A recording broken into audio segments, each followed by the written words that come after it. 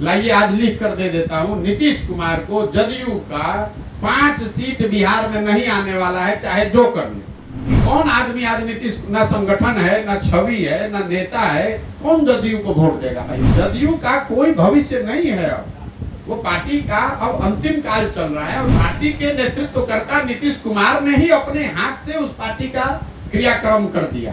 जब आप बालू माफिया, शराब माफिया को, कॉन्ट्रैक्ट किलर्स को अपने कैबिनेट में बैठाइएगा तो लॉ एंड ऑर्डर की दशा बिगड़ेगी नहीं। तो कुमार जी के बिहार के बाहर की गतिविधियों को बहुत ज्यादा गंभीरता से ले रहे हैं, उसको ज्यादा गंभीरता से मैं नहीं लेता हूँ। लाइए हम आपको लिख कर दे देते।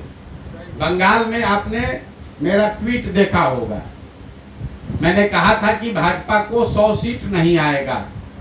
लाइए आज लिख कर दे देता हूं, नीतीश कुमार को जदयू का 5 सीट बिहार में नहीं आने वाला है, चाहे जो कर ले। 5 को सीट नहीं आने वाला है।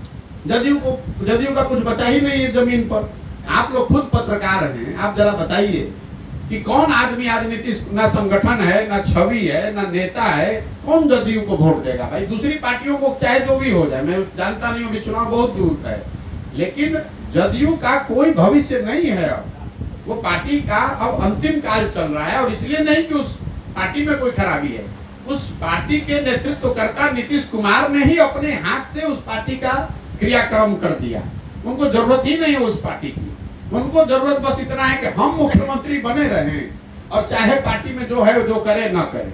हम भी तो उस पार्टी में रहे हैं, आज गांव गांव जा रहे हैं। जदयू में जो जमीनी स्तर का कार्यकर्ता है वो बहुत सही लोग उस पार्टी में हैं।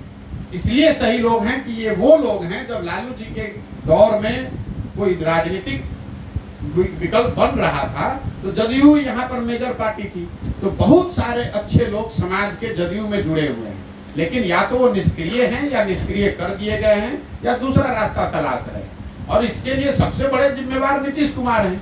आप रोज पलट के कभी इधर पलट के उधर पलट के इधर, इसकी क्या गारंटी? हम रोज करें, क्या गारंटी कि नीतीश कुमार फिर नहीं जाएंगे? आप खुद कर, आप जो इशारा जिस ओर कर रहे हैं कि अटल बिहारी वाजपेयी जी के समाधि स्थल पर गए, जाने में कोई दिक्कत नहीं है, सब कोई जा सकता है। लेकिन पत्रकारों को ये पूछना चाहिए कि भाई पिछले 8 वर्ष में तो आप नहीं गए कभी, जब भाजपा के साथ थे तब नहीं जाते थे। तो ये नीतीश कुमार का अपना राजनीति करने का तरीका है। एक दरवाजे को खोलते हैं और पीछे से एक खिड़की और बगल में एक रोशनदान, दोनों को खोल के रखते हैं। कब किसकी जरूरत पड़ जाए उसके हिसाब से चल रहे हैं। इंडिया उनके लिए दरवाजा है। खिड़की जो आप ये देख रहे हैं वो है हरिवंश जी, जिनके माध्यम से भाजपा से उनका संपर्क बना हुआ है। ये जो मैसेजिंग है, जैसे कमरे में हम लोग रोशनदानी से कैसे छोड़ देते हैं, लाइट आने के लिए एक रोशनदान बना दिया जाता है, ये सब हम मैसेज जाकर भाजपा वालों को, एनडीए वालों को दे रहे हैं कि भाई हम तो आपके बड़े वाजपेयी जो सबके श्रद्धेय है, हम उनको इतना श्रद्धा करते हैं। कोई नीतीश जी से पूछे भाई पिछले साल काहे नहीं गए थे, इस बार अभी जानने की क्या जरूरत है? ये उनका दबाव बनाने का तरीका है एनडीए वालों को। अगर हमको आप लोग नहीं भाव दीजिएगा तो हम उधर भी जा सकते हैं, हमारा एक रोशनदान। ये नीतीश जी की पॉलिटिक्स को तो आप लोग हमसे ज्यादा जानते हैं। आज तक कभी 20 वर्ष, 30 वर्ष, 27 वर्ष हो गया उनको इस राज्य में, कभी रोजगार का उन्होंने बात नहीं किया। लेकिन पिछले चुनाव में झूठा ही सही उन्होंने वादा किया कि हम 10 लाख रोजगार देंगे। तो आज जब वो सरकार में है तो रोज पूछ रहे हैं कि नहीं, आप पूछिए, चाहे वो खुद बता रहे हैं कि हमने 2 लाख लोगों को का नियुक्ति का प्रावधान किया है। वो करेंगे नहीं ये मालूम है, लेकिन जवाब तो देना पड़ रहा है ना। ये लोकतंत्र की ताकत है, वही बिहार में मर गया है। आप चर्चा किसी और बात की करते हैं और वोट किसी दूसरे बात पर जाकर कर देते हैं। जन सुराज अभियान इसी बात के लिए है कि गांव गांव, घर घर जाकर लोगों को बताया जाए कि अगर आप अपने और अपने बच्चों की चिंता नहीं करेंगे तो कोई भी चुन कर आ जाए, प्रशांत किशोर चुन कर आ जाएंगे तो भी नहीं सुधरेगा।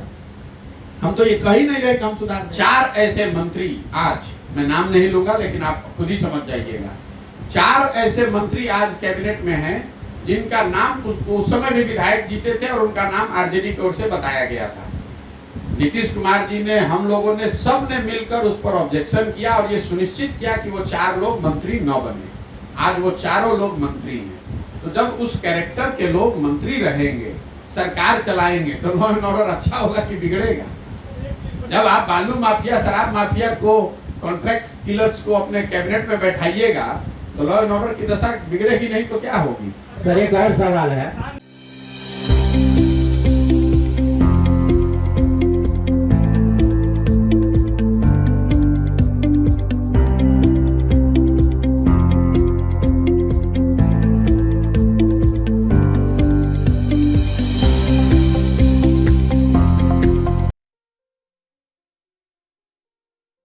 ये लो मुंह मीठा करो, आज मैंने अपना जॉब छोड़ दिया, अब हम पूर्णिया वापस जाएंगे। जॉब छोड़ दिया है?